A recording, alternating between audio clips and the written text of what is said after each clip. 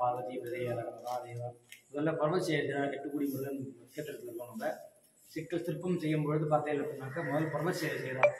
அங்கே செய்யும் பொழுது என்ன நடக்குது அப்படின்னு பார்த்தீங்கன்னாக்க கல் சிற்பத்திற்கு பார்த்தீங்க அப்படின்னா நரம்புகளோட அங்கே இருப்பார், தோற்றத்தில் அங்கே இருப்பார்.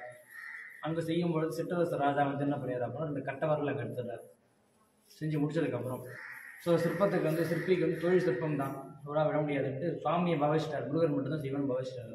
இப்போ இங்கே செய்கிறார். இங்கே செய்யும்பொழுது பார்த்தீங்க அப்படின்னாக்க 64 கலையோடு இங்கே செய்யும்பொழுது 8 விரலோடு செய்யும்போது மயில் பறக்க ஆரம்பிச்சிருக்கு. இப்போ 8 பிடி அப்படின்னு மாறது 8 பிடியாக மாறுறதா சொல்லுவாங்க ஒன்று. அப்புறம் வந்து இந்த கும்பாபிஷேகத்துக்கு பக்கத்தில் சிற்றரசரை கூப்பிட்றாங்க.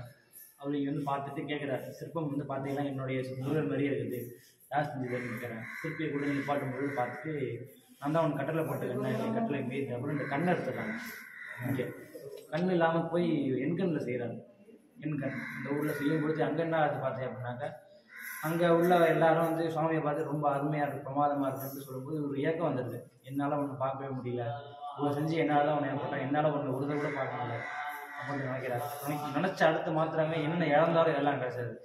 கண் கட்டவரல் எல்லாம் கிடைச்சது. நான் ஊர் பேரை பார்த்தீங்க அப்படின்னா என்னுடைய கண் என் கண் அப்படிங்கிறாங்க. இங்கே எதனால் பார்த்தேன் விசேஷம் அப்படின்னு பார்த்தீங்க அப்படின்னாக்கா இதை 3மே ஆதி படை வீடு, அது படைக்கு முன்னாடி உருவான ஸ்தலங்கள் 3மே. இங்கே எதனால் விசேஷமாக இருக்குது அப்படின்னு பார்த்தீங்க அப்படின்னா அங்கே எல்லா ஊர்லேயும் பார்த்தீங்க அப்படின்னா மேற்கு வடக்கு பார்க்க சன்னதி இருக்குது. முருகர் இங்கே வந்து கிழக்கு பார்க்க இருப்பார். இங்கே முருகர் மட்டும்தான் பிரதானம். மற்ற எல்லா ஊர்லேயும் சைடில் தான் இருப்பார் முருகர். முருகர் தான் பிரதானமாக இங்கே நம்ம ஊரில் இருக்கார். போர்க்கோலமாக இங்கே இருக்குதார். அவர் செய்யும்போது வள்ளி தேவசேனா கிடையாது இங்கே நம்ம கோயிலில். அதனால் பார்த்தீங்கன்னா முருகர் மட்டும்தான் தெய்வம். இங்கேருந்து பார்த்தோம்னாக்க 2 பக்கம் வந்து பார்த்தா வள்ளி தேவசேனா சன்னதியே பார்த்தீங்கன்னா முருகர் மட்டும்தான். அதான் நானும் கேட்டேன். போர்க்கோலமாக மயில் வடக்க பார்க்க இருந்தால் போர்க்கோலம்.